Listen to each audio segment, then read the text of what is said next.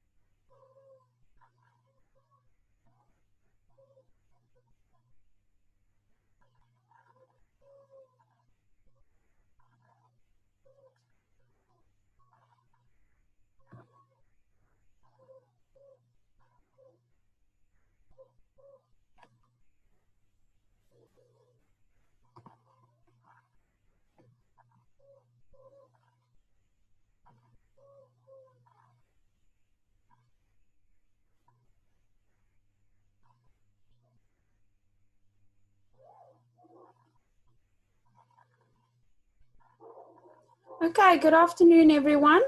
Welcome to our Zoom session. We are doing today a revision on financial instruments. If you did already attend on Tuesday, this is just a repeat of what we did then for the benefit of both our streams being able to attend. So firstly, just a couple of ground rules that I want you to just be cognizant of. As you join the meeting, your mic has been automatically muted.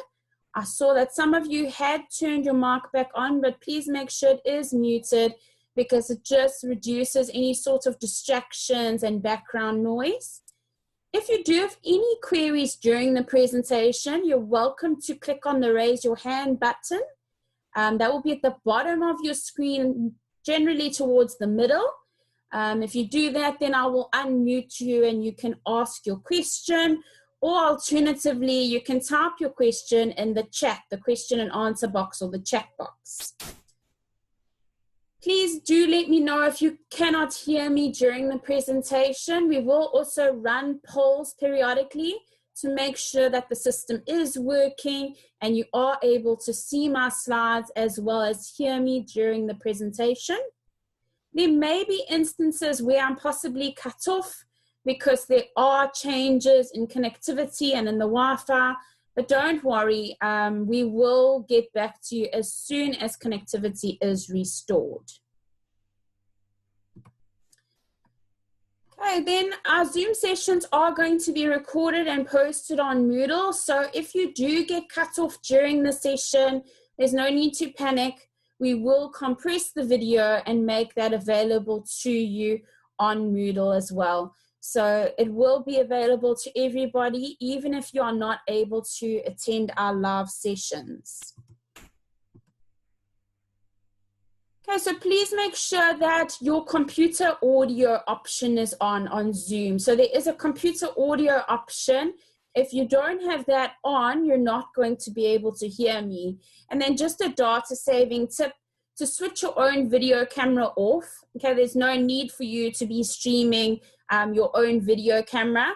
And that button is actually at the bottom left of your screen. You'll see that there's the microphone video little icon, and then there's a stop video icon. So you can click on that. Just make sure that you're not streaming your own video, and it just helps you to save a bit of data. So what we're going to do now is we're going to run a poll just to make sure that everyone's able to see the slides as well as to hear me. Okay, you should see a poll on your screen now. Please select your option, either yes or no. Can you hear me? And then can you see the slides on the screen?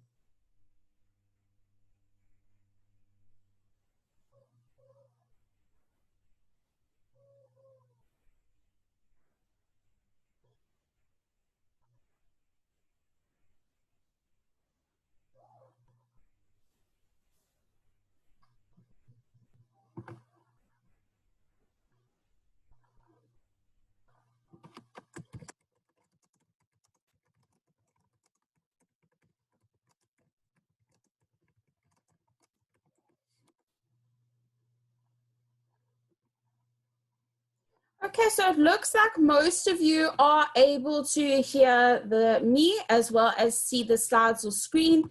Please remember that if you can't hear me, you need to ensure that the computer audio option is on. That's going to be vital to make sure that you can hear me throughout the presentation. Okay. So we will move on to just a little bit of background information. I know we are in very uncertain times at the moment, and everyone is feeling a little bit unsure of what is expected of them.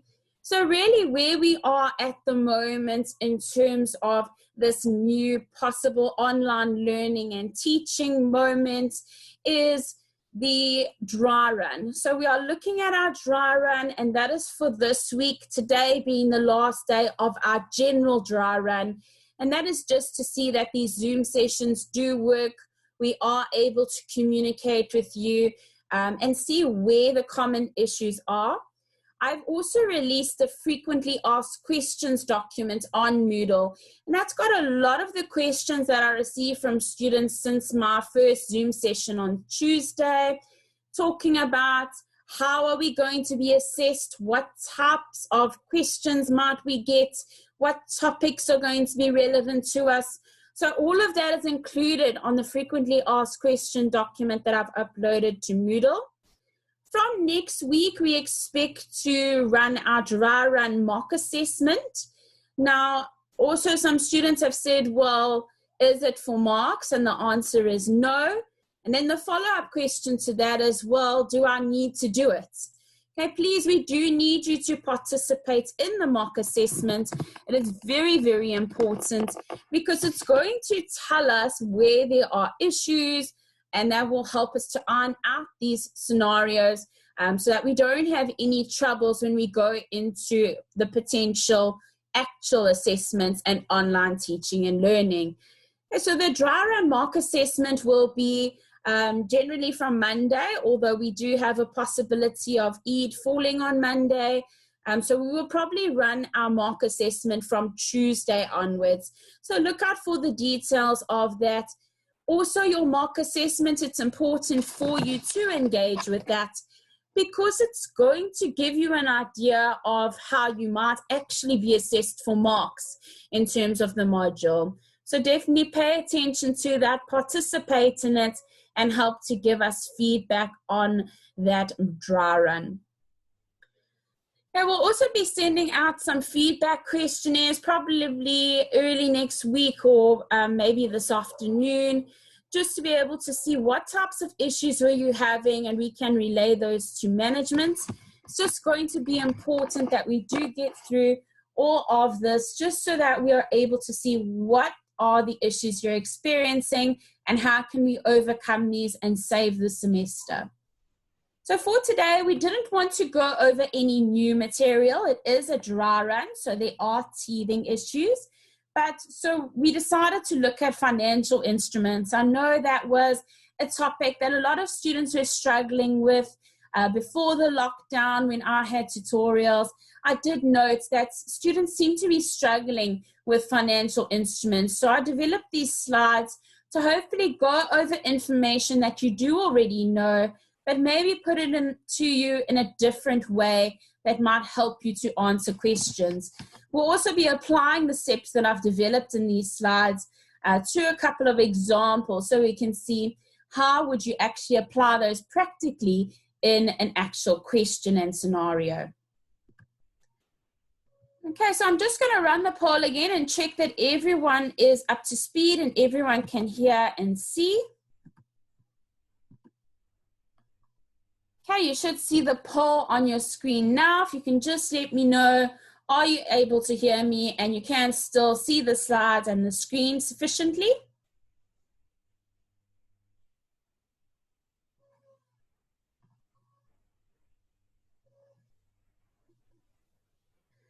Okay, it looks like we're all on the same page. We have increased the number of people who can hear me. So hopefully if anyone else is experiencing those issues, they get that sorted out. Please, if you do need any individual assistance, we can also run individual Zoom sessions and possible consults. just to help you and aid you along the way with this transition. Please do bear with me. It is new for all of us.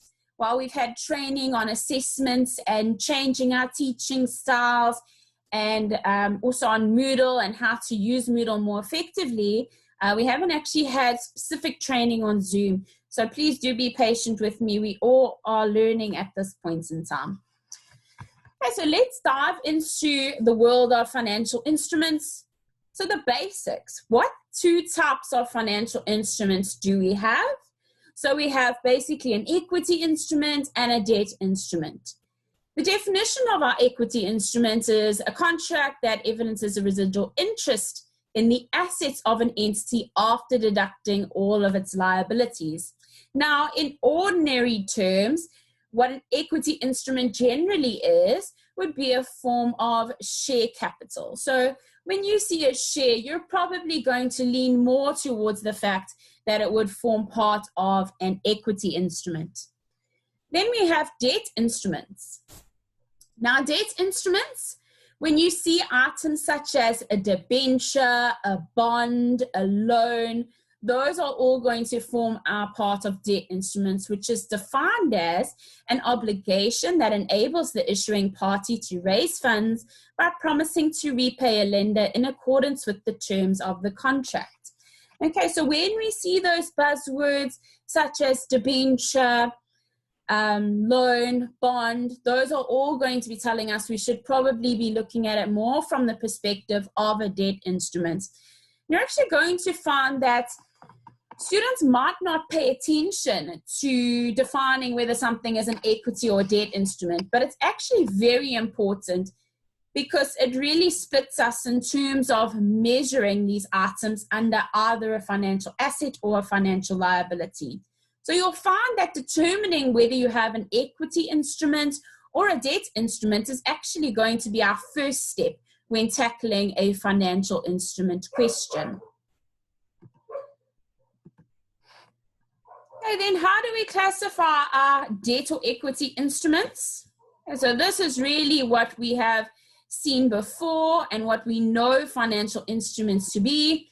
We expect to look at it from either the perspective of there being a financial asset or a financial liability. Okay, so step one is determine what type of instrument do we have, is it debt or equity? And then step two is then to say, well, do we have a financial asset or financial liability?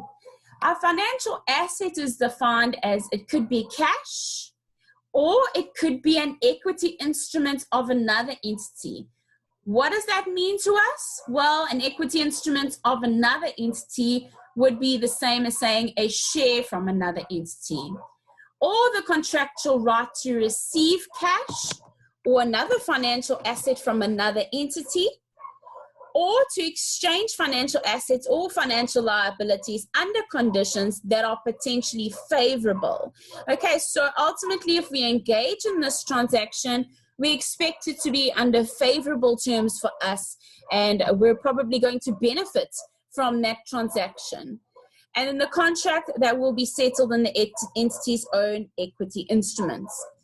Then when you look at a financial liability, it's defined as a liability that is a contractual obligation to deliver cash or another financial asset to another entity. It could also be to exchange financial instruments on unfavorable terms. So ultimately, there's not going to be a good outcome for the entity engaging in that transaction. They're unfavorable terms. They might be losing money from the transaction, or the contract may or will be settled in the entity's own equity instruments. And they are included under financial assets and financial liabilities because it depends if the financial equity instruments are going to be at a fixed number or a variable number. But you can look at that more in terms of your financial instrument slides. It's not something that's commonly tested at a second year level. Okay, so understanding how we measure a financial asset.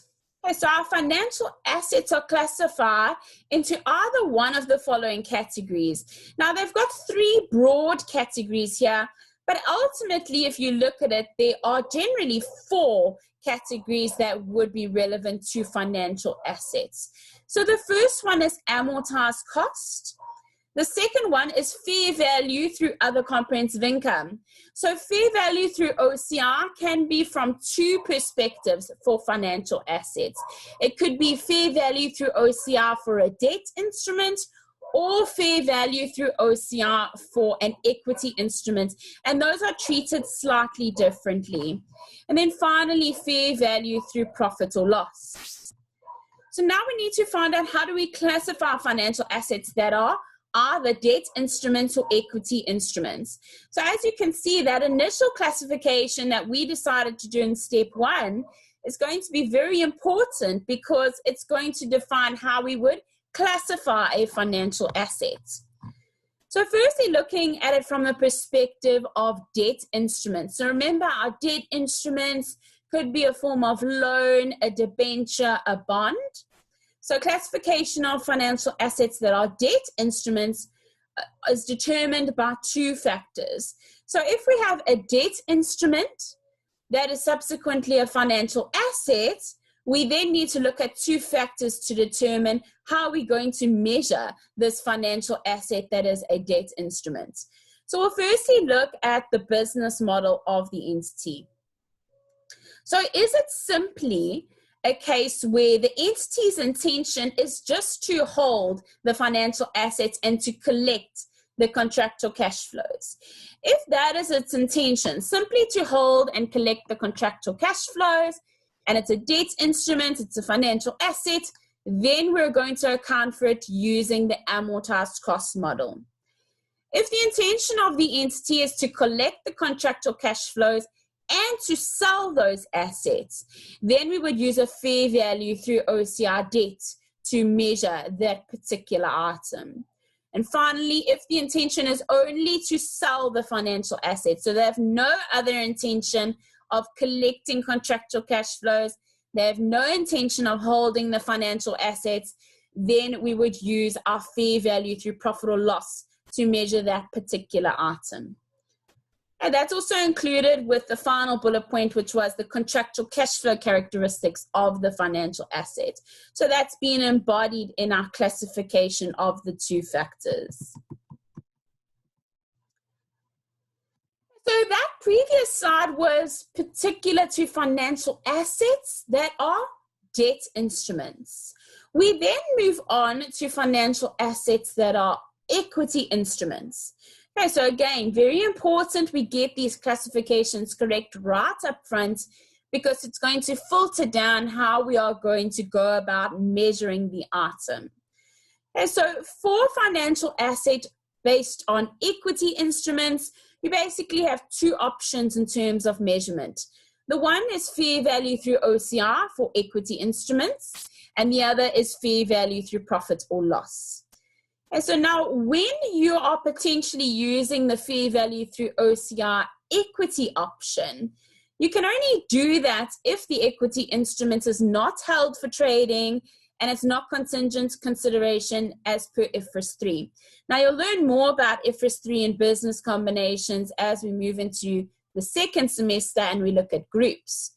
So really what you're looking for at this stage is that you have an equity instrument that's not held for trading. If you have that scenario, you can classify that financial asset at fair value through OCI equity. If you are going to go that route of classifying it at fair value through OCI equity, it must be done on initial recognition. So you can't decide a few years down the line that, well, I did designate this at fair value through profit and loss, and now I'm going to decide to change over to fair value through OCI equity. Okay, that cannot take place. It must be done on initial recognition, and it's irrevocable, which means I've chosen on day 1 to use fair value through OCI equity because these equity instruments are not held for trading. And that then means I am stuck in using that model. It's irrevocable, meaning I can't change later down the line to fair value through profit or loss. Okay, so you have to stick to fair value through OCI equity, and it has to be done on day one of you bringing this financial asset into your books.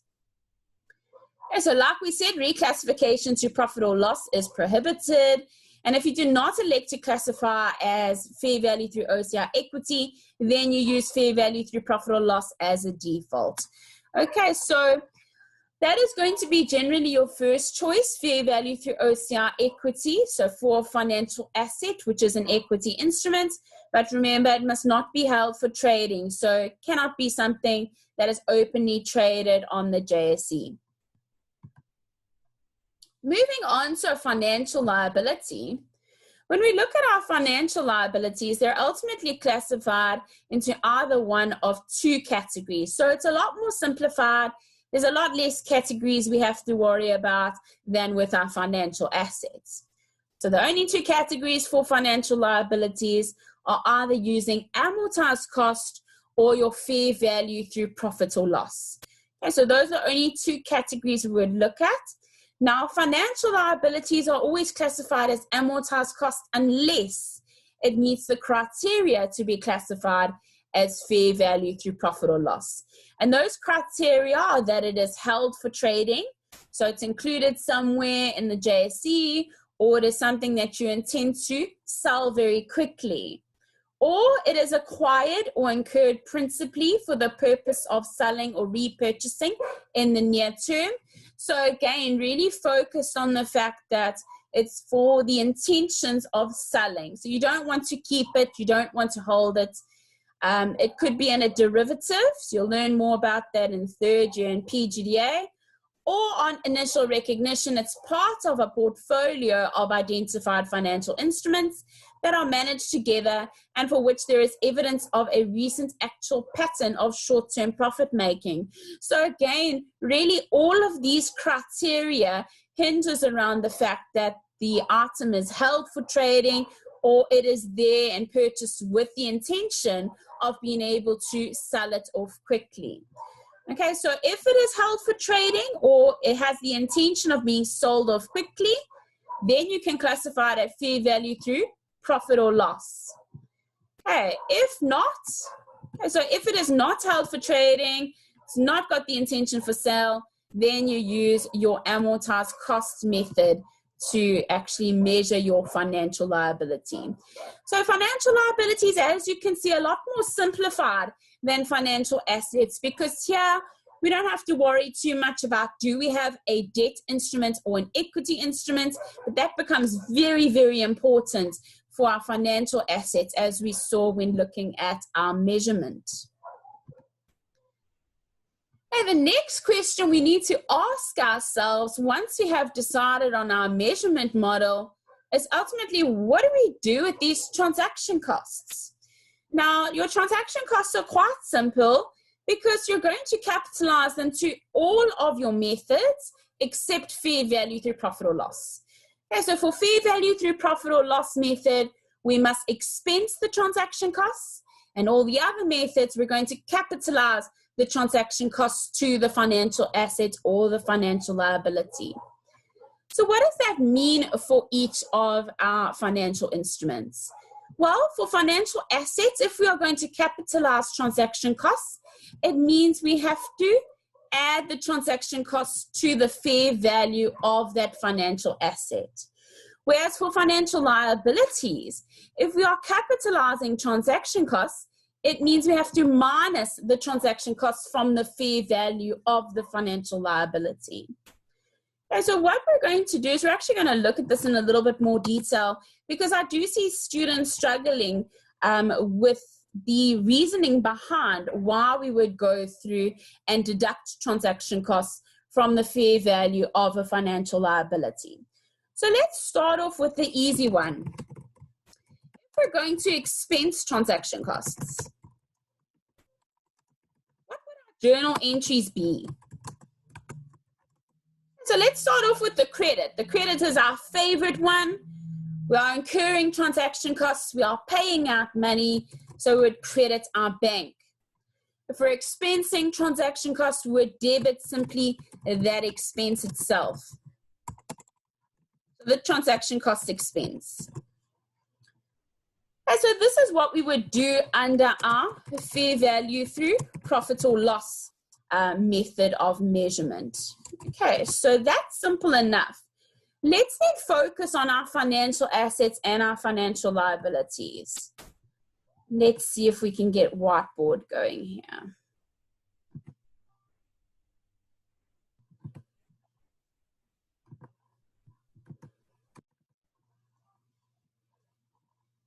Okay, let's look at whiteboard. So let's say we have a financial asset, and now we need to capitalize our transaction costs because we've measured it either at amortized cost or fair value through OCI. What would the journal entries look like? Well, we still have to pay for the transaction costs. So we still have an outflow of money and we expect to credit our favorite account being bank.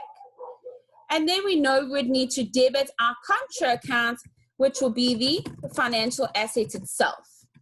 So as we can see here, our fair value is ultimately, or at least our initial recognition.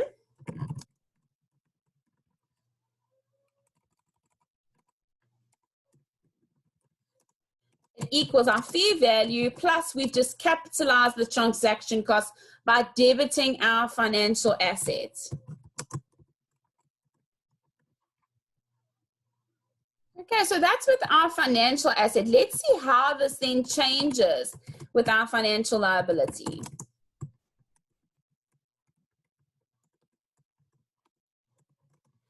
Okay, so financial liability, we have incurred this financial liability. We've now incurred transaction costs.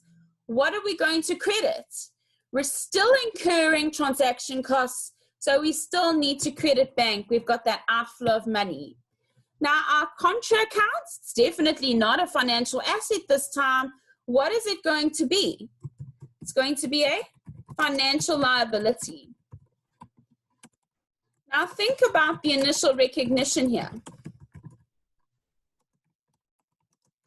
Our liability, remember, increases on the credit side. What have we just done here when capitalizing the transaction costs? We've debited our liability. So that ultimately means on initial recognition, our financial liability is going to be equated to the fair value less the transaction costs. Okay, so hopefully this helps you to understand why there is a difference and when we add the transaction costs to our financial assets and why we are deducting them from our financial liability, because both of these methods is actually still capitalizing the transaction costs itself. Okay, let's return to the slides.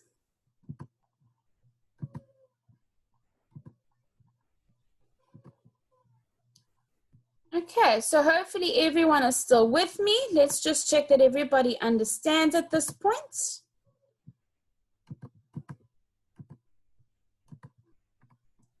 Okay, you should have a poll on your screen just to check that everybody's on the same page.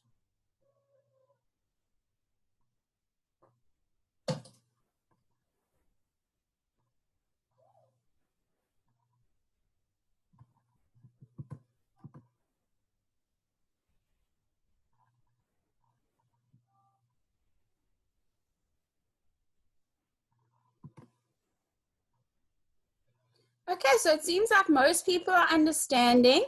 I did have one request to go back over the financial liabilities. Okay, so let's look at that quickly.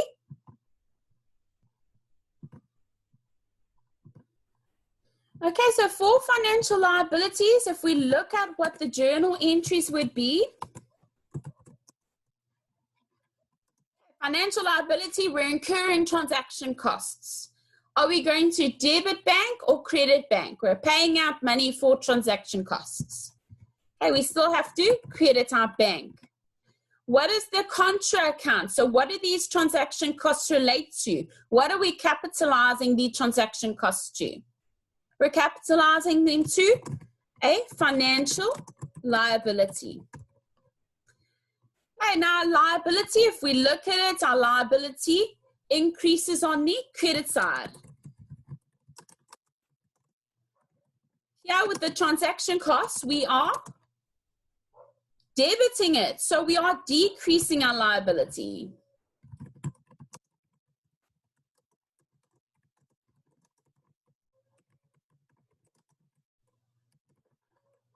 Okay, so here, because we know our liability increases on the credit side, here we have in fact debited our financial liability, which then means we are actually decreasing our liability as a result of the transaction costs. Okay, we've got a query. Will it ever be debit, financial liability, and credit trade payables, or is it always bank? Okay, so typically when you enter into a bond or a debenture, they generally won't let you actually have those finances or that liability if you haven't paid those transaction costs up front. So generally I see that it would be bank, but there could be a scenario where it's slightly delayed in terms of payments. Perhaps you might have an accrued expense, so an expense that you owe at potentially year end if this was done right at the end of your financial year. Your trade payables is typically reserved for things such as your suppliers. It's not always done for things like transaction costs, which is not actually a supply of a good or service to your entity. I hope that answers your query. Okay, so what we go through next is actually the little steps that I derived for you, and that is to how to tackle a financial instrument question. Okay, I got a question saying how. Okay, what are you talking about how? If you just clarify that for me, give me a bit of information on how I can assist. In the meanwhile, we'll look at how we go through the steps on tackling a financial instrument question. So like we said, as we went through our slides up to this point, we said first step is going to be determining whether you have a debt or an equity instrument. Okay, so that's step number one. It's going to be important later on when we classify our financial asset or our financial liability. So step two is to determine whether you do have a financial asset or a financial liability. And what is very, very important here, you don't want to miss the fact that perspective is ultimately everything. You need to know which company you are doing the journal entries for which company are you doing it from whose perspective. So the example I like to use here is the issuing of debentures and the purchasing of debentures. Now, if you look at step one, we know that debentures is going to be a debt instrument. But then when we look at it from two different perspectives, if we are issuing debentures, it means that we are giving out an ROU piece of paper. So it means you're receiving money up front and ultimately you have to pay it back in the future. So that would then tell us if we're issuing debentures, from our perspective, that means we would have a financial liability. We have to pay money back in the future. Whereas if we are purchasing debentures, it basically means you're loaning money to somebody else. So you're paying money out up front, but it means you're going to get back money in the future. And so from that perspective, a debenture, being a debt instrument, can also be a financial asset. So it could be either a financial asset or it could be a financial liability. And then once we've gone through step one and step two, so we know if we have a debt or equity instrument, and then we know if we have a financial asset or a financial liability. We then can move on and actually classify the item itself. So now for financial assets, remember I said that's a little bit more difficult because it's going to be important there as to whether you have a debt or equity instrument. If you have a debt instrument, you're going to use the contractual cash flows test and the business model test. And if you have an equity instrument, you have to look at the intention. So is the intention to hold this item or is it to hold it for trading? So is it to sell?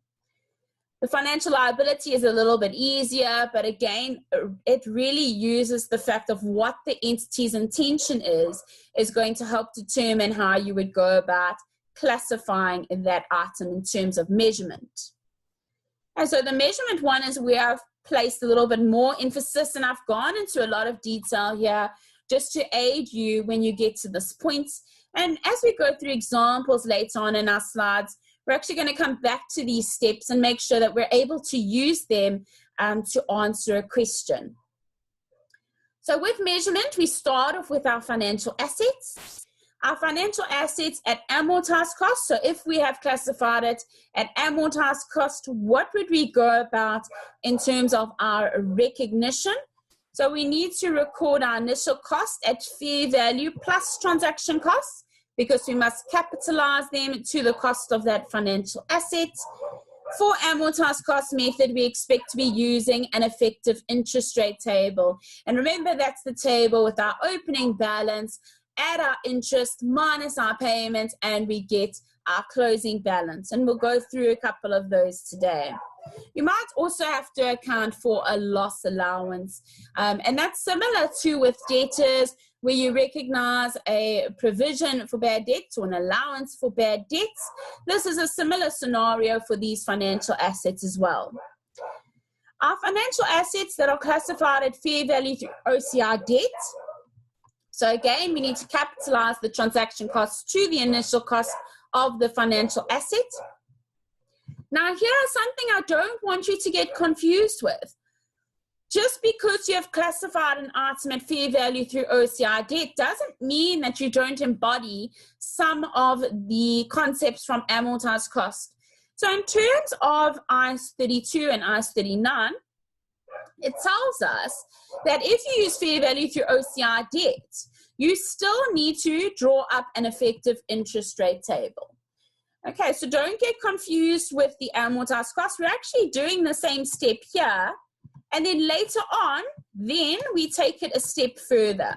So we take it a step further at year end, and then we revalue and take the fair value gain or loss to OCI.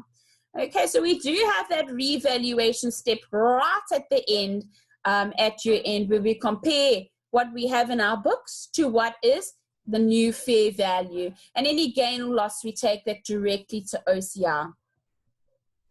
With our financial assets at fair value through OCI equity, so this is a little bit simpler because here we don't have to worry about our amortized cost. We simply take our initial cost as fair value plus the transaction cost that we're capitalizing, and then at year end we simply revalue for our fair value. Okay, so a question that I've received is, do we need to know how to calculate effective interest rates, or will it be given to us? So for you in second year, you are always given the effective interest rate.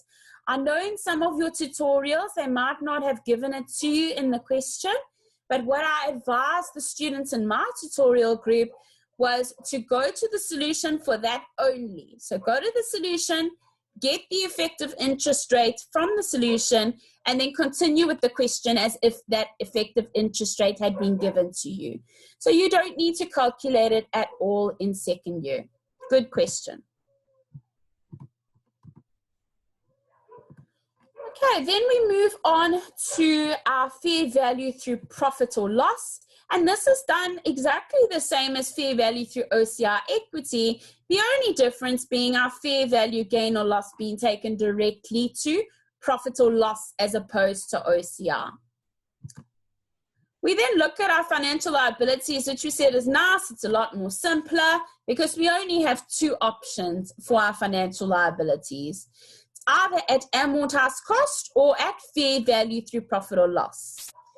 Okay, so now you'll see that for our financial liabilities, both of them, we expect to actually incur an effective interest table. So both of them have the requirement that we must be including the effective interest table.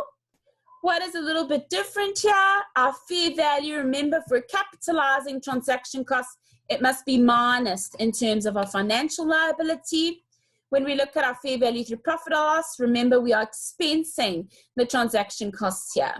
Again, we will be comprising an effective interest rate table, and then at year end we take it that one step further with the adjustment in fair value being taken directly to profit or loss.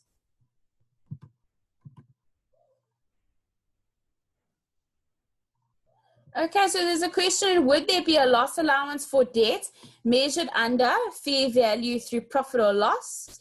Yes, there could be a loss allowance. It would be dependent on the question. And then I did receive another question asking if the revision slides will be posted on Moodle. So they are actually on Moodle. If you go under the property, plant, and financial instrument topic, where Arthi had put all her slides, I did include it there because I felt that was the most appropriate place for it, because that is where we keep all of our financial instruments items together. So it is there available to you. I can also put these ones up if you like, because these are the ones I'm literally writing on with you. So I can put that on up for you after the session as well if you would like to have these ones. Okay, our final step would then ultimately to journalize all this information that we have derived from going through step 1 to step 4. Okay, so what we want to do now is be able to see that we can use these steps in an actual example. Sorry, I've got a chat question. Okay, I would appreciate it. Sure, we will put those slides up for you as well. Okay, so let's look at example 1. And you've actually got some of these examples already in, it was a workshop that our academic article clerk was going to do with you. And she very kindly put together a revision document on financial instruments for you. So what I decided to do here was to include some of those examples that she had placed on that document, which is also available on Moodle for you.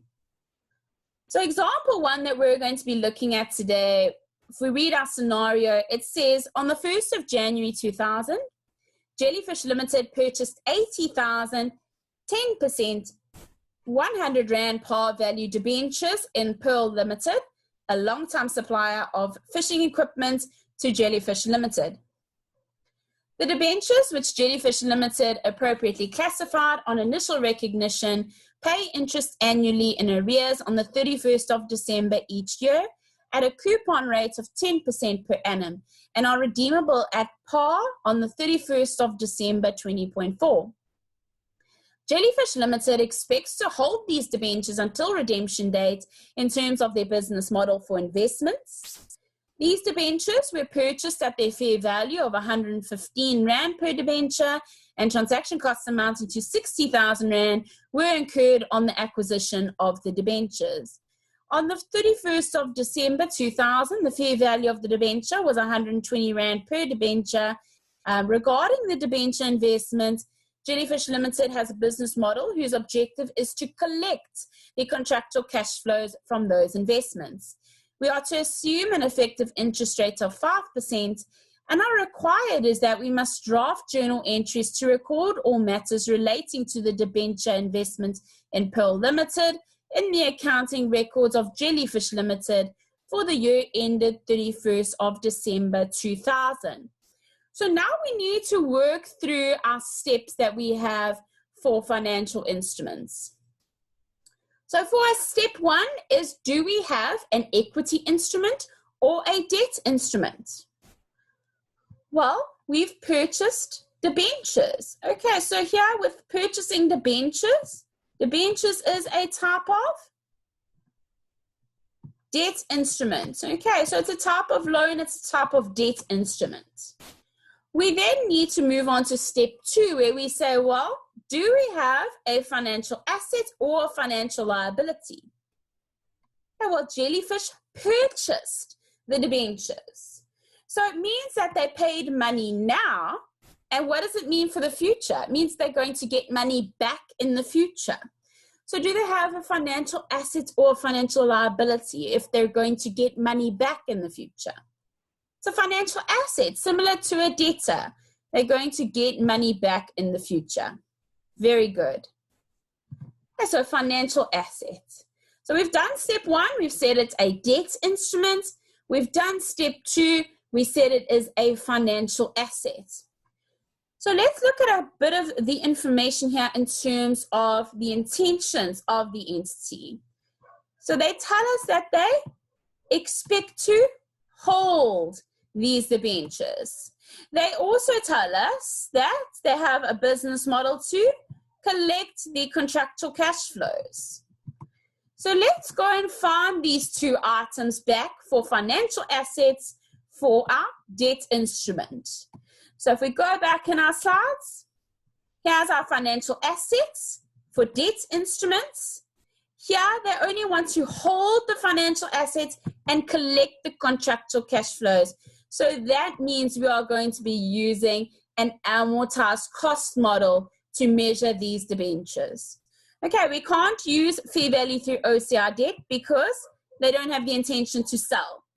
We can't use fair value through profit or loss, again, because they don't have the intention to sell. We have to use amortized costs because the intention is to hold the assets and collect the contractual cash flows. Okay, so now we've moved through to step 3. We now know we are going to account for this financial asset or these debentures at amortized cost. So now let's look at our steps and see what we are expected to do in terms of this type of a scenario. Financial assets at amortized cost, we know we're going to initially recognize it at fair value plus transaction costs, and we know we need to draw up an effective interest table. Okay, so let's go through how we would go and actually complete that. So if we were to draw up a table, which I know they didn't actually do here, but let's see if we did do one. Okay, so let's draw up some form of table. We would want to start off with what would be ultimately our opening balance here. Okay, so in terms of our opening balance, it's our initial recognition amount. What would our initial recognition be? Insert text box. Initial recognition of this item we said is going to be fair value plus the transaction costs. Okay, in this example, what was the fair value of the debentures? They told us they were purchased at their fair value of 115 Rand per debenture. Okay, so 115 Rand per debenture. And how many did we purchase? We purchased 80,000 of them. Okay, so our fair value is going to be 80,000 debentures times by 115 Rand each. We now need to add the transaction costs. In the question, they told us the transaction costs were 60,000 Rand. Okay, so we add that to our fair value, which means on initial recognition, it will be recognized at 9,260,000 Rand. So we would need to start off with our initial recognition, 9,260,000 Rand. Now, what do we expect to see coming through here? We expect to see interest, and we expect to see a payment in terms of our scenario. So for the year 2000, remember that's the end of our first year that we've purchased it, we need to account for our interest. Now, what do we use for our interest? We're going to use our closing balance times by our effective interest rates. What is our effective interest rate in this question? It was given to us, as it is always given to us in second year, at 5%.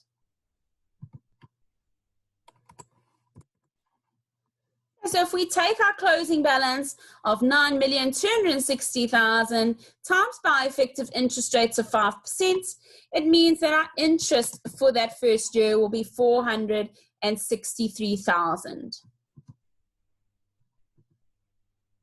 Okay, very good. And then our payment.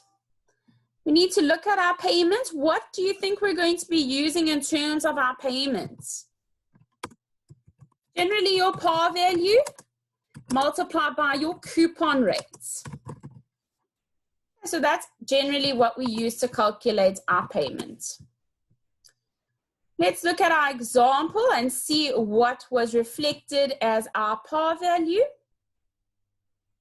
And the par value was 100 Rand, and then our coupon rate was 10%. They also told us again that our coupon rate is 10%.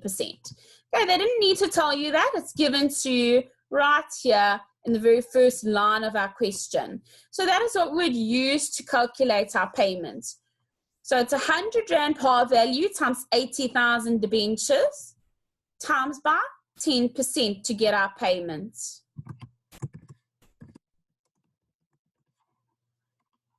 Okay, so these are the important columns for us that we will be using in terms of creating our journal entries. Okay, so these are always what we use to generate our journal entries. We use our interest and our payment column. Okay, so we're going to start off with our journal entry. Our very first one in this case is actually the purchase of the debentures. So let's start off. Our first journal entry, purchase of our debentures, which we said is a financial asset. Think about the journals. It's going to be debit our financial asset. We've bought this asset being an investment in debentures, and we said it was 9,260,000 Rand. If we're purchasing an asset, we know we're going to credit bank. So we've purchased it, we've paid cash, 9,260,000 Rand.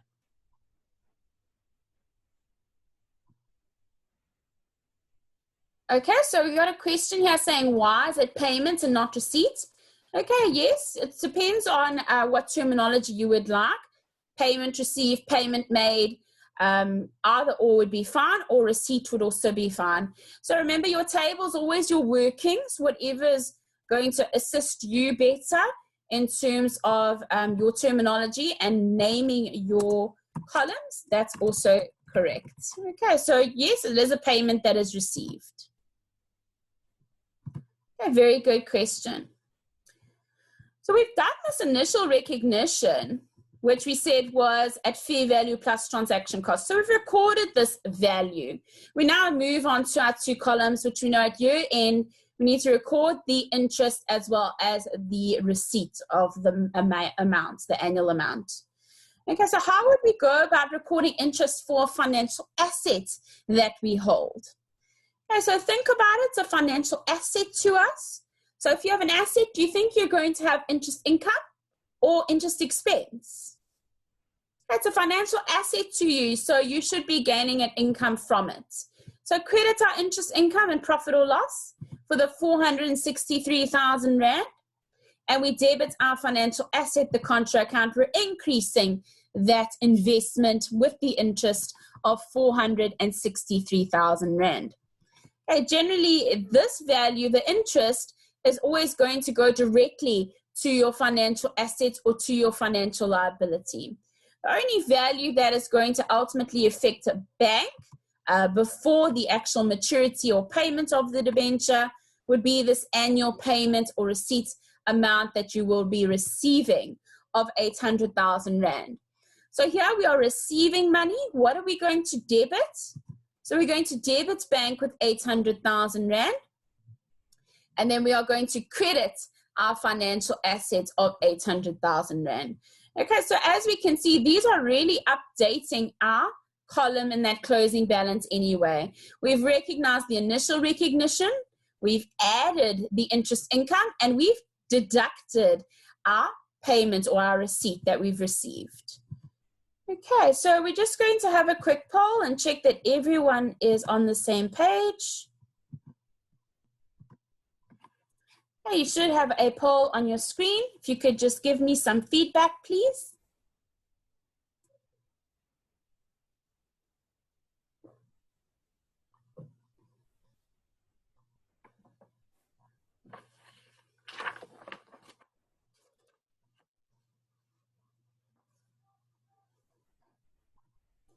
Okay, it looks like most people are understanding.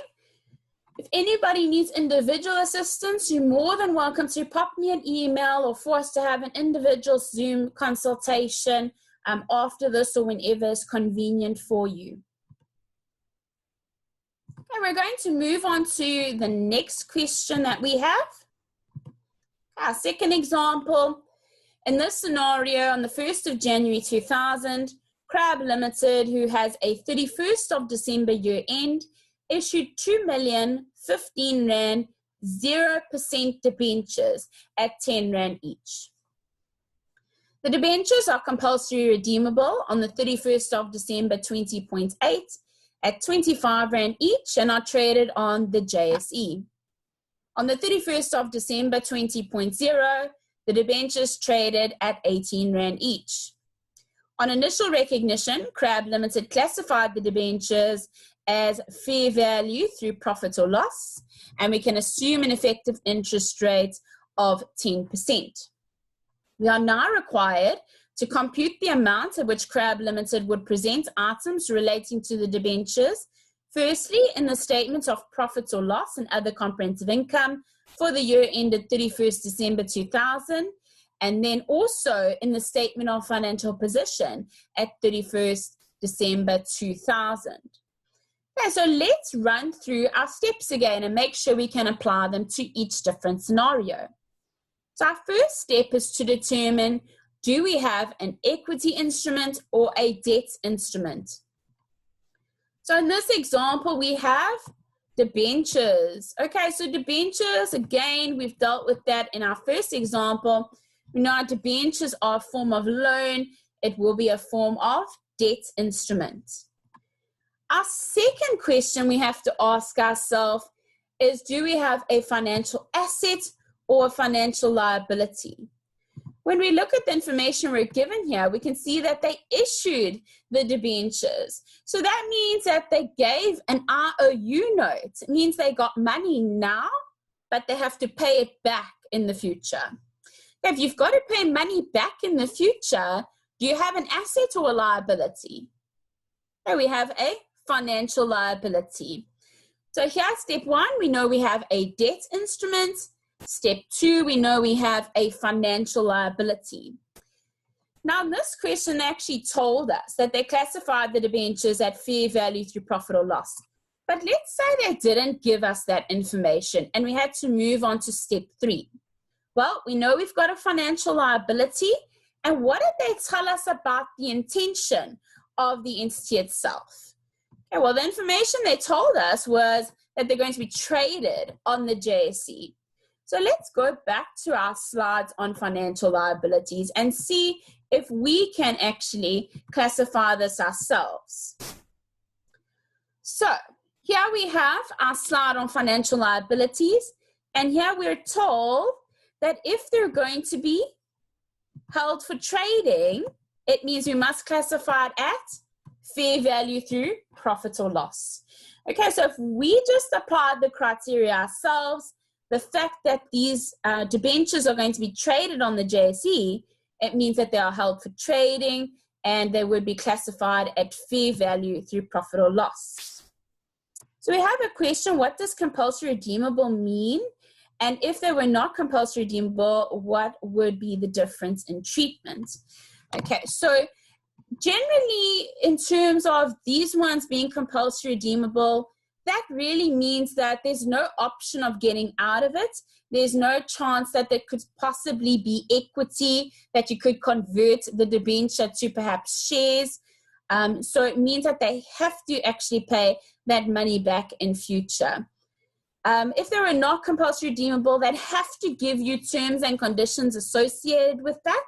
But we don't actually cover that for this semester. We go into that in more detail for share capital as we move into second semester. Okay, so you don't need to worry about it too much at the moment. Generally, whichever ones you're dealing with are going to be compulsory redeemable at this point in first semester. Okay, so we bring up these differences as we go through share capital and potentially items being liabilities when you would have normally classified it as being equity. Okay, very good question. Okay, so we've said debt instrument, financial liability, fair value through profit or loss. Now we look at our steps and we determine how do we use fair value through profit or loss to actually generate our journal entries.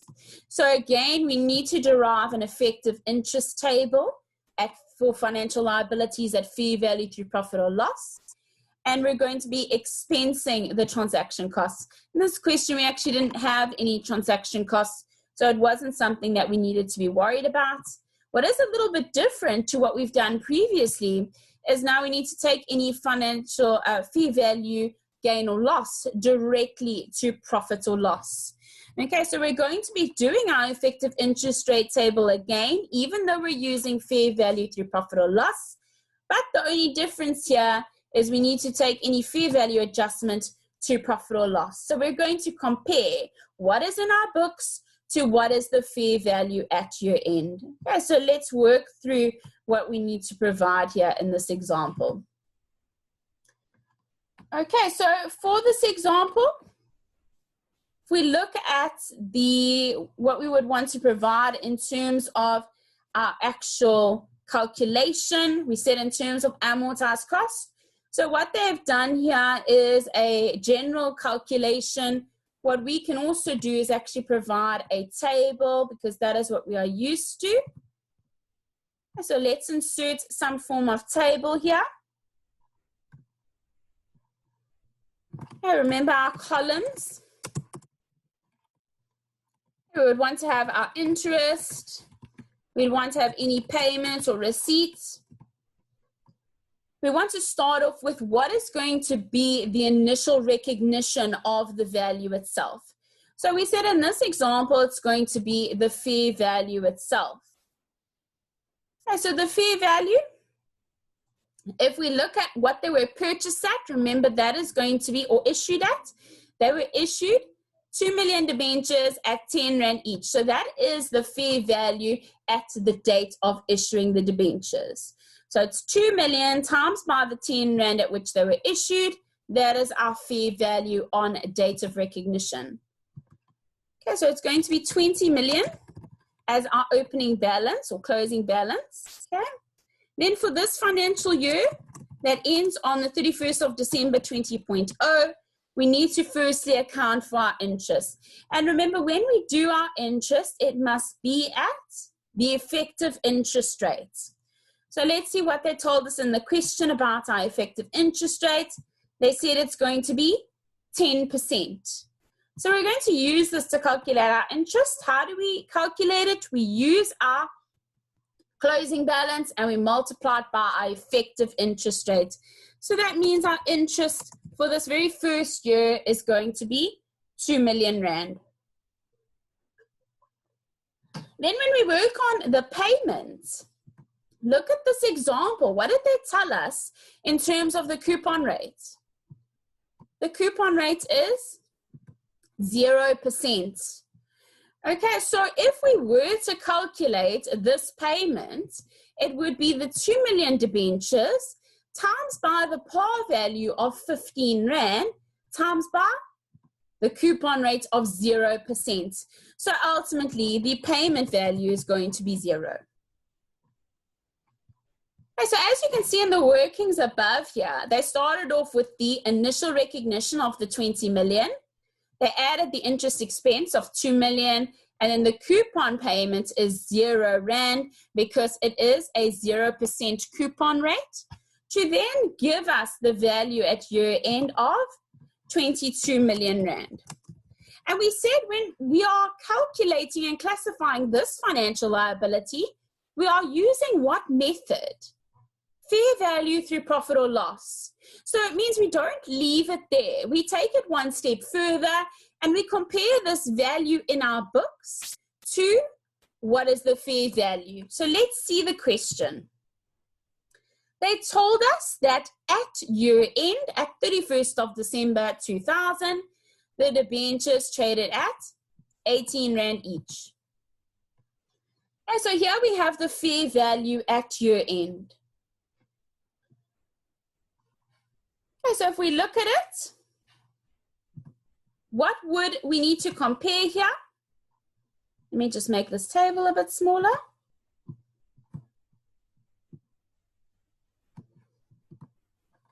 And now we want to say, well, what is in our books?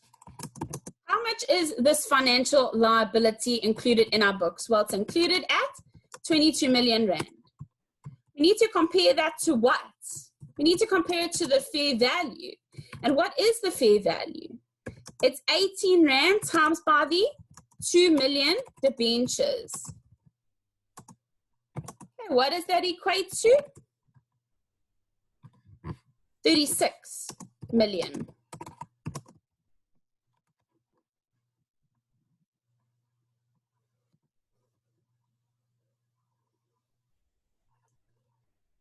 Okay, so the question we have here is, does this mean we aren't paying for this debenture at all? We just trade it when it's redeemable. Okay, so yes, they're not actually going to have an annual payment with this particular debenture. It's not a common practice, but that is what they've included in this example. So it means that you're only going to actually pay for this financial liability at the actual date when it matures, so when it is finally traded.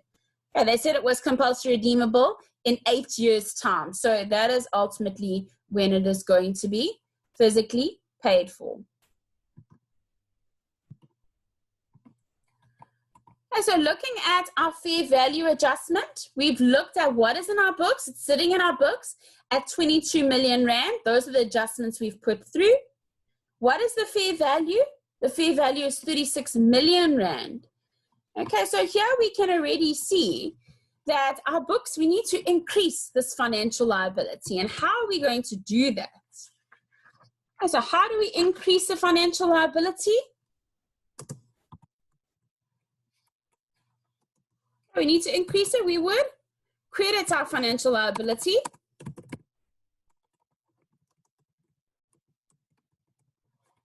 And we would debit our fair value loss.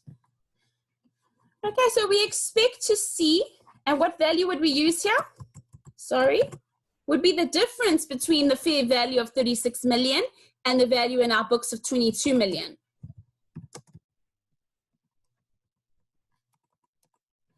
Okay, so we would record the 14 million loss as a fair value loss.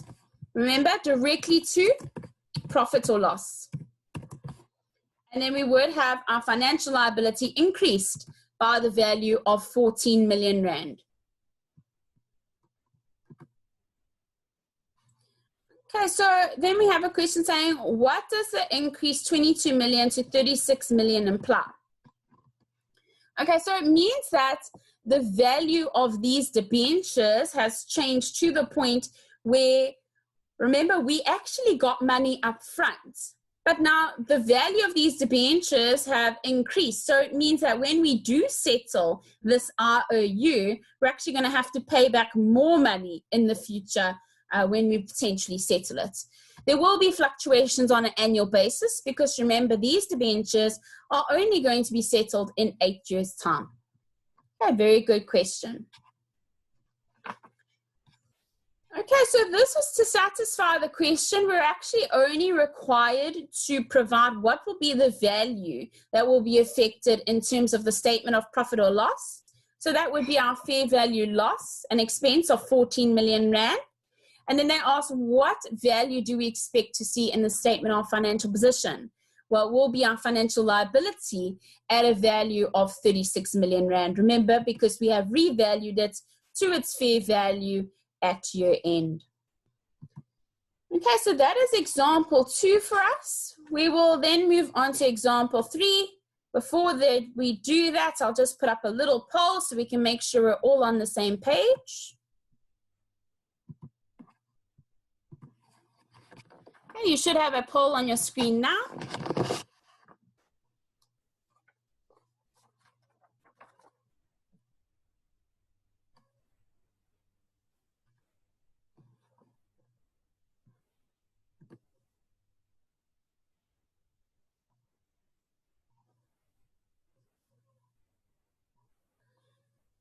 Okay, so we do have a question on the chat asking if there is any difference between redeemable and compulsory redeemable. Okay, now we will go through differences between those when we look at second semester as we go through more of our financial instruments. But just for your purposes at the moment, just so you are aware of the differences, redeemable you would actually further break down as to whose choice is it redeemable. So is a item redeemable at the choice of the entity or at the choice of the equity or debenture holder? Okay, so there will be differences in terms of at whose option are items redeemable at, whereas compulsory redeemable is always going to be deemed to be some form of a liability. Okay, good question. You're thinking ahead. Okay, it looks like most of us are on the same page. Remember, if you do have any individual questions that you don't feel happy sharing here, more than welcome to pop me an email, or we can have an individual consultation through Zoom. And let's look at our last question. I know I'm over time, but I just want to go through these very thoroughly with you. If you are having problems with data, you're welcome to leave the meeting. It is currently recording, so I should be able to compress that and provide a reduced file for you on Moodle. Perhaps you could download that at night where it might be better, and you could perhaps use your nighttime data. Okay, so let's look at our last example for today. That is example 3. The scenario we're given is that on the 1st of January 2000, Shell Limited acquires a 5-year bond with a contractual value of 15,000 Rand at its fair value of 10,000 Rand. The bond carries fixed interest at 5% paid on the 31st of December annually. In terms of its business model, Shell Limited classified the bond as a financial asset at fair value through other comprehensive income. The fair value of the bond was 10,500 and 11,000 Rand on the 31st of December 2000 and 2001 respectively. You are to assume an effective interest rate of 10%, and you're required to draft all the entries in journal form relating to the bond investments in the accounting records of Shell Limited for the years ended 31st December 2000 and 2001. Okay, so we are going to firstly start off with our steps, where we firstly want to say, well, do we have a debt instrument or an equity instrument? Okay, so a bond is a form of debt instrument. Okay, it's a loan, it's a type of loan. So it would meet our definition of a debt instrument. Cash is going to be paid in the future. We then want to say to ourselves, well, do we have a financial asset or a financial liability? Okay, so they have purchased a bond. Okay, so it's not your typical bond. They have purchased a bond, they've acquired it, which means they have paid money now, and they are going to be paid back money in the future. So similar to a debtor, they are owed money back. Where we are owed money back in the future, do you think that would be a financial asset or financial liability? Yeah, it would be a financial asset. We're going to get money back in the future. So we firstly know we have a debt instrument. We secondly know we have a financial asset. Okay, when we go through that, they've actually told us that in terms of their business model, they're going to classify that fair value through OCR for debt instruments. Okay, so they didn't give us too much information here in terms of their intention, whether it is to sell, etc. But what they did tell us was the classification itself. So from the question, we know it's fair value through OCR. Why did we have to go through those other steps then? Well, remember with financial assets, there's actually 2 fair value through OCR. Fair value through OCR for debt or fair value through OCR for equity. Okay, so this was a debt instrument. So we're using fair value through OCR debt. Now, when we look back at our steps, let's see how we're going to approach a financial asset that is going to be a debt instrument and classified at fair value through OCR debt. And so for our financial asset, fair value through OCR debt, we know at initial cost or initial recognition, we're going to recognize it at fair value plus the transaction costs. We expect to draw up an effective interest rate table. We may have to account for any potential loss allowance, and at year end, we are going to take any fair value gain or loss to OCI directly. Okay, so we know first step is to draw up this effective interest rate table, and then we compare our fair value to what we have recorded in our books. Okay, so let's go through what our table should look like. I think again in this example they didn't include a table, so we will do a table because that is a nice way to visually see all the items that we might be expected to include. Okay, so drawing up our table, we have a column for interest, we have a column for payments, and we have our closing balance.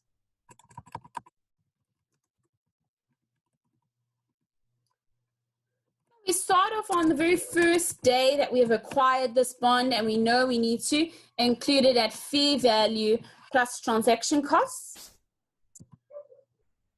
So in this example, we need to determine, they said that it was acquired with a contractual value of 15,000, but it was acquired at its fair value of 10,000. So don't get these values confused. We are using our fair value. Do we have any transaction costs? No, we weren't given any in this question. So our fair value is going to be the 10,000 that we actually acquired the bond at. At the end of the first year, we now need to account for interest. Remember our calculation for interest, we're using our closing balance and we multiply it by our effective interest rate. In this question, what did they tell us our effective interest rate is? They told us it was 10%. So that is what we're going to be using in our calculation, our effective interest rate of 10%. Okay, so the 10,000 closing balance times by effective interest rate of 10% gives us our interest of 1,000 Rand for the first financial year. We then have to account for our payments.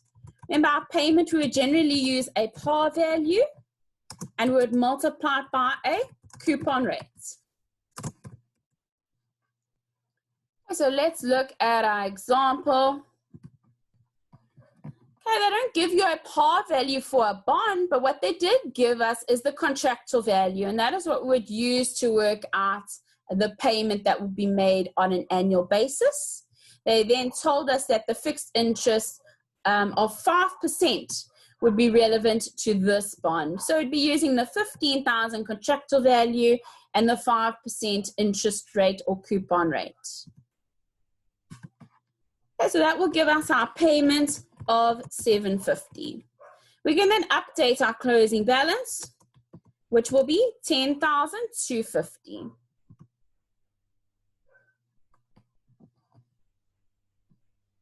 Okay, so we've got a question saying, would there ever be a scenario where we'd have to draw up an effective interest rate table and do journal entries for multiple years?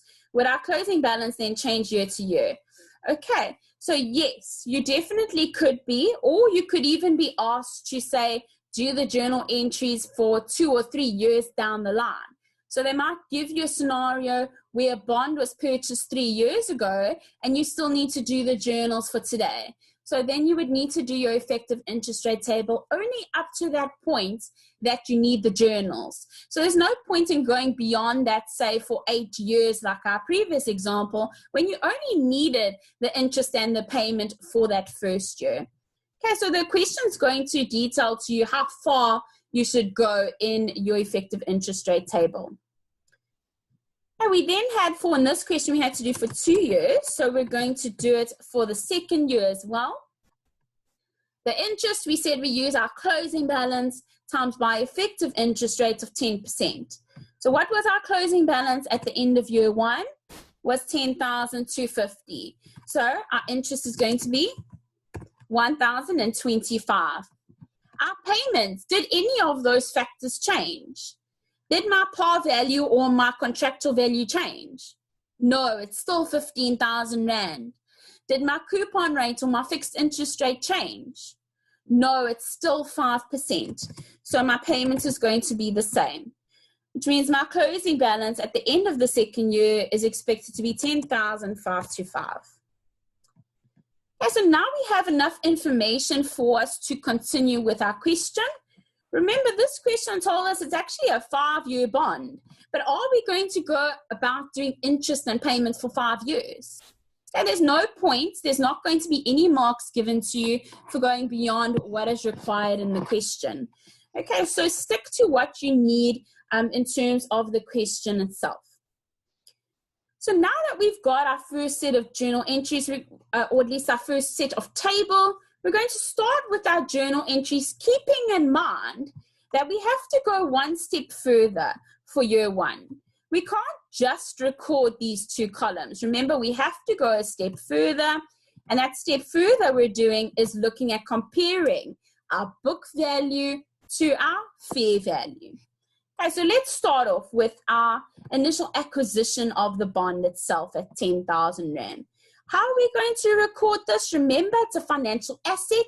We've purchased the bond. We said we debit the financial asset of 10,000, it's fair value, and we credit our bank with 10,000. Remember that initial recognition must be fair value plus transaction costs, but in this example, they were nil. We weren't given any. Otherwise, you would have actually added them to this value of 10,000. Then at the end of year one, we know we can actually go about providing for our interest as well as our payment. So end of year one, we want to account for our interest. How are we going to account for this interest? Remember, it's a financial asset. So what type of interest do we expect? We expect an interest income. Okay, a financial asset, interest is in fact going to accrue to us, and that is going to be at 1,000 Rand as per our table. So you don't need to show your calculation here again. The marker would go back and refer to your table for this particular year and be able to see that that agrees. We then said there's a payment or a receipt that we're going to receive of 750. We are receiving money, we expect to debit bank with 750. So if we just look at these 2 accounts, we've got debit bank with 750 and credit interest income with 1,000. That then means we need another 250 on the debit side. And what is the only account left over? It's our financial asset itself. And if we just look at our first 2 journal entries, we firstly debited our financial asset with 10,000, and in the second journal entry, we debited our financial asset with 250. So what is the financial asset sitting at in our books? 10,000 plus 250, 10,250, which actually agrees to our table as well. 10,250 is what the balance is of our financial assets at the end of the first year. But remember, we said, what are we applying in terms of measurement for this financial asset? We are using fair value through OCR for debt instruments. Okay, so we must now take it one step further. We have to compare this value in our books of 10,250, and we must compare it to our fair value. What is our fair value? We go back to our question. Our question told us that at the end of year one, our fair value is going to be 10,500. But what is it showed at in our books? It's showed at 10,250 in our books. So what do we have to do to this financial asset? Okay, we need to increase our financial asset by 250. How do we go about doing that? We debit the financial asset with 250 and we credit the fair value adjustment OCR with 250. Remember, fair value through OCR for debt instrument, that figure, that change in fair value must go directly to OCR, and you must show that in your journal entries. Okay, so we got a question asking, does it get more complicated than this? Okay, so not at your level for first semester. You might get a little bit more complicated in second semester when we bring about the differences in compulsory redeemable and redeemable at the option of the entity or the shareholder or the debenture holder. But for first semester, really, this is going to be about as difficult as it gets. And you should be able to use these steps for all of your tutorial questions, and I hope that they will seem a lot easier for you when applying them. Okay, so that was really the journal entries for the first year, for the end of 31st December 2000. We then move on to 2001. Okay, so for 2001, we need to account for our change now again in the interest and the payments. So we must account for those. Trying to find a color that will work for us. Okay, so we'll work with green. We now need to record our interest and our payment for the end of December 20.1. Okay, so we account for our interest. We said, well, this is a financial asset. What type of interest do we expect to be getting? Well, it must be interest income if we have a financial asset. So credit our interest income with the 1,025 Rand as per our table. We said that the money we'll be receiving, the receipt of 750 is going to be the same every year. We know we're receiving money, so we expect to debit our bank with the 750. If we look at the difference between our debit and our credit side with these last two items, we've got 750 on the debit side and 1,025 on the credit side. That must mean we need to top up our debit side by an additional 275 Rand. And what is the only account we have left over? Well, it's our financial asset. Okay, so we've bumped up our financial asset with an additional 275. And now what is important for us to note is when we look at our books, we must account for now our adjustment that we have placed up to this point. Okay, so let's see what we need to compare now. Once we've done that amortized cost table, we said we go one step further and we must compare it to fair value. But what are we comparing to fair value? Well, we need to know what is the value of the financial asset in my books. So at the end of 20.0, we had recognized it at a fair value of 10,500. So that's at the end of 2000.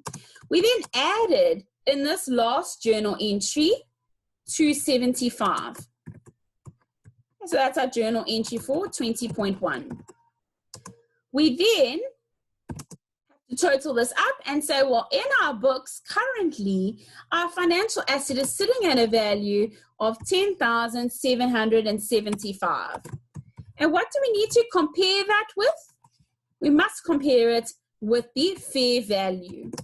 And the fair value in this question we're given as 11,000 Rand at the end of 20.1.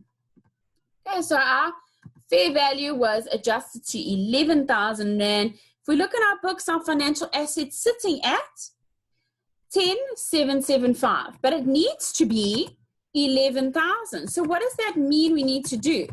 We need to increase our financial asset by a value of 225 Rand. And how are we going to increase our financial asset? We're going to debit it with the 225 Rand, and we're going to credit our fair value adjustment or our fair value gain, OCR, with the remaining 225 Rand. Okay, and that is where you would actually end off your journals. You've done your amortized cost journal entry as your first journal for 20.1.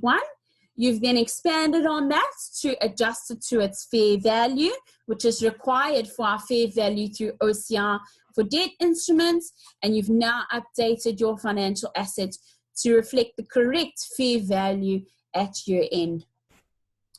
Okay, so that is our last example for today. I hope that you found the session to be useful. Please, if you do have feedback for us, if you do have suggestions on how we can make things even better for you and make you be more successful, please don't hesitate to contact us. It's all a very new experience for us, and any input we can get from you, from your side, will be definitely very good for us, and we'll make sure that we're able to adjust ourselves so that we are making sure you get the maximum benefit out of these sessions. Please, if you do have any more questions, you're more than welcome to send me a message. You're more than welcome to pop me an email, whatever you find to be helpful. Any potential sections you might want us to do in the forthcoming weeks, more than welcome to pop us a message and we can arrange that for you. Okay, please guys, stay safe and I will chat to you again soon.